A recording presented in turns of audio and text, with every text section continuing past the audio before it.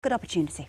Now, each series, each episode of the new Doctor Who just gets better and better. The episodes are so different. They're sometimes deeply moving, sometimes funny, dry and ironic, but always exciting. And under the overview of scriptwriter Russell T Davies, pretty damn sexy too. And cranking up the chemistry between the Doctor and his sidekick in recent weeks is Freema Agyeman as the beautiful Martha. Mind you, I have to say Martha and the Doctor did have a bit of a tiff last Saturday night, and it was all thanks to John Sims' evil Prime Minister come Master.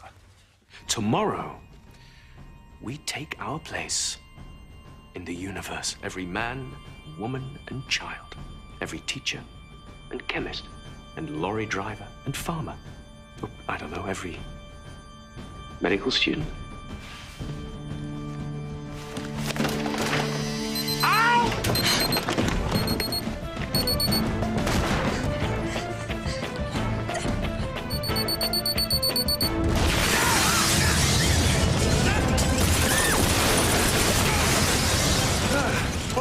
Fine, you're fine. Martha? What are you doing? He knows about me. What about my family? Don't tell them anything! I'll do what I like. What's going on? We've got to help them. That's exactly what they wanted, a trap! I don't care.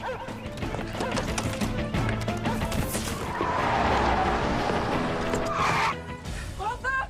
Get out of here! Get out! Target identified. Martha, reverse. Take aim. Go now!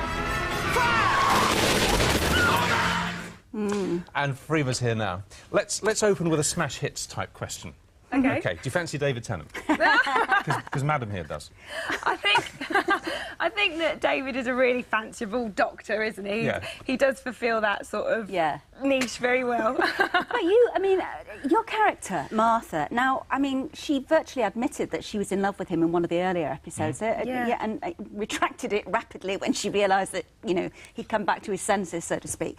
But do you think she is? Does she... I think that when they first meet, she does recognise that he is a lonely man.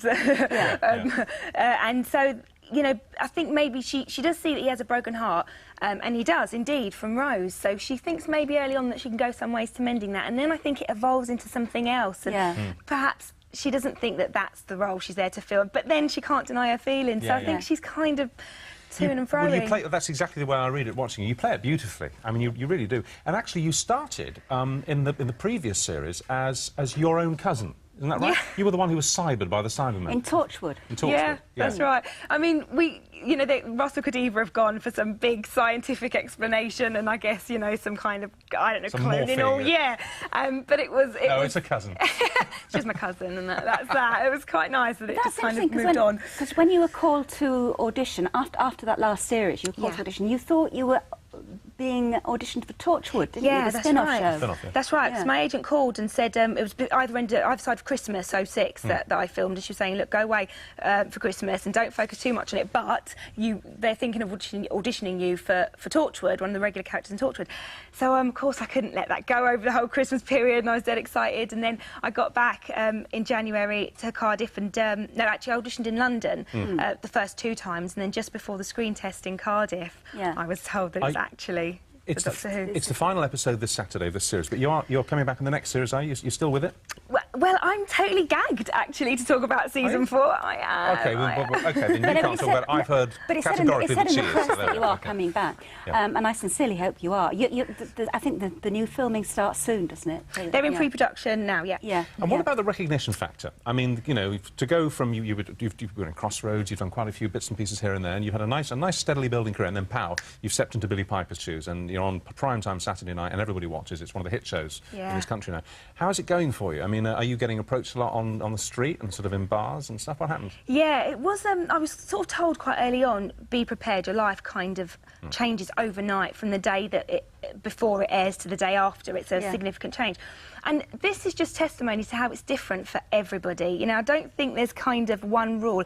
For me, it sort of trickled in steadily. And after episode 1, I was aware that I was being recognised more, but the difference from then till now is massive. It's like for each week that it went out, I'd noticed more people sort of staring and pointing. And it's mostly kids that come up to you, though, and ask for I mean, it's a nice role, and it's a good show, and it's a happy show. show, and therefore the kids are going to reflect that. They're not going to be sort of shouting horrible things at you in the street or anything. This is it. It's been all positive sort of feedback. People only come up and ask for your autograph or ask for a picture if they like what you do. Do you autograph as Martha, or as, here we go, we were working out your pronunciation today, Freema Agyeman. That's Agyeman. Right. Now, where's that from? Where's from Ghana. From Ghana. And it was your parents who came over from Ghana? Or my dad came over in the late 60s, and my mum's from Iran, and she came over in the late 70s. That would account for your exotic looks.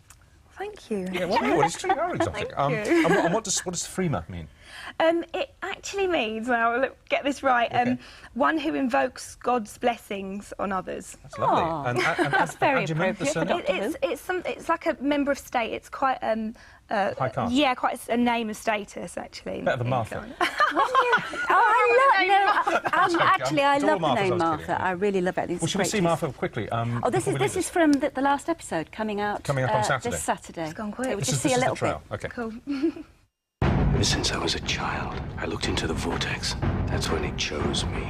The drumming, the call to war.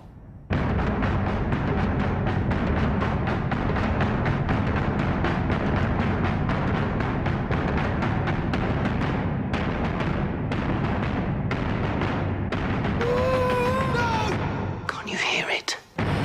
Let's find out what's inside.